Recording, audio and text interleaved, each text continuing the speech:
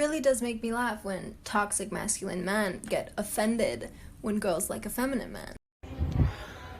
It makes you laugh when toxic masculine men get offended when women like feminine men.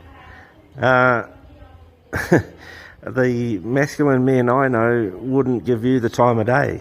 They wouldn't even, they don't, your opinion on masculinity and men, totally irrelevant to just about every man I know, including myself.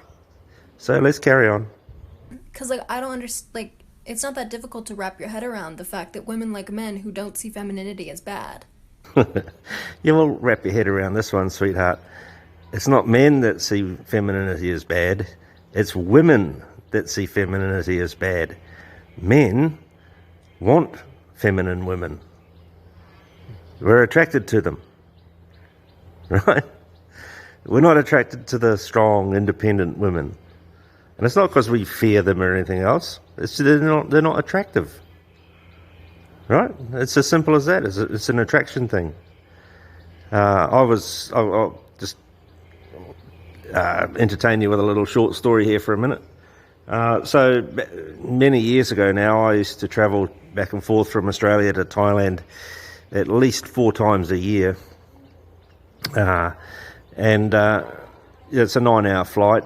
And one time I happened to be seated next to a woman. She was older than me. And we got talking. And we talked for 6 hours of the flight. She turned out to be a PhD. She was a very intelligent woman. Worked for the government, the Australian government, and she was on a business trip for the Australian government. High-powered job. We sat there and we had this talk. And she asked me what I was doing. I said, look, I'm heading over to Thailand and go and see my girlfriend at the time, and stay in a small Thai village. I'm in there now. She said, yeah, a lot of men do that. What is it in Thai women that men find attractive? And I didn't have an answer for it straight away, I said, well, they're feminine. And her immediate comeback was, oh, femininity is weak. And I looked at her, I'd never heard that before, and it didn't ring true with me at all. And I sort of sat there in a stunned silence for a minute. And then she went on to say, Asian women are submissive. And it took me a while to process all this, because it just is not ringing true, And I said to her, look, there are different strengths, like masculine strengths and feminine strengths. And she said, well, what's a feminine strength? And I said, well, resilience is a feminine strength. Serenity in the face of adversity, that's a feminine strength. All sort. There's lots of feminine strengths.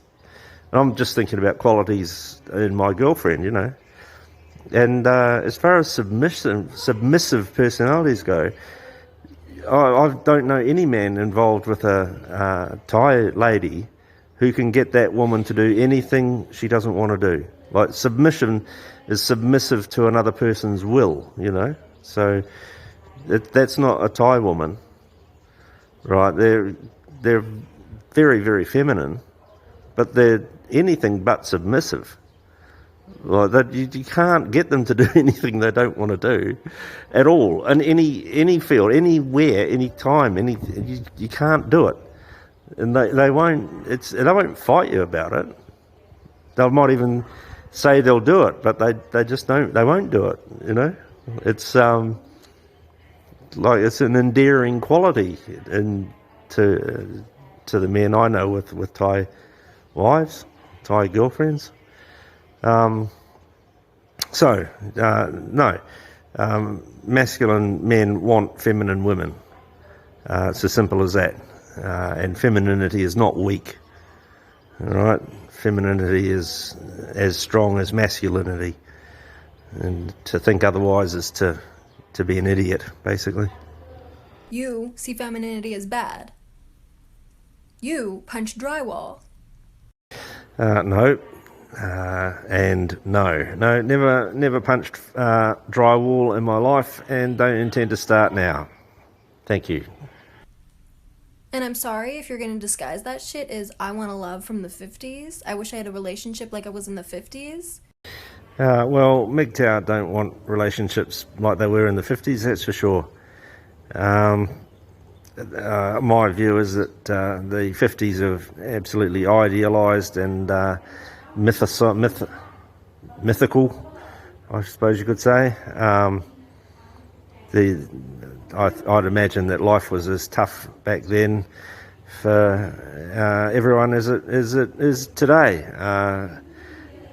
So no, I think that there's no going back to some sort of idealised past, and I don't. As far as Western women go, from a MGTOW point of view, there is no going back at all. So I don't know where you're getting all this nonsense from, but yeah, it doesn't surprise me having listened to what you've said so far. Because that's some whack bullshit. I'm not gonna follow you around and take care of you like your mom. I'm not going to have to emotionally coax shit out of you. I want a guy who's gonna cry. I want a guy who isn't fucking afraid to talk about the shit that's happened in his life. Yep, well, there's plenty of those men around. If you're in college, they're probably all around you. Good luck, you know. Eventually you'll grow up, I'd imagine. Who knows, okay? Up to you. And as far as what you want, I don't think anyone really cares. MGTOW certainly couldn't give a fuck. That's not, like, that's the bare minimum. That's the bare minimum. Like, what do you have to bring to the table? Fishing? Cargo shorts? Anger issues? What? No, thank you. Yep, that's pretty much what MGTOW are saying as well. What do you bring to the table? Anger issues, daddy issues, body image issues. What other? How many issues have you got to bring to the table? I think it's really the question. And MGTOW are saying, what you've got to offer, no thank you. See you later. We're off out of here. Got better things to do with our time than fuck around with stupid idiots like you. See ya.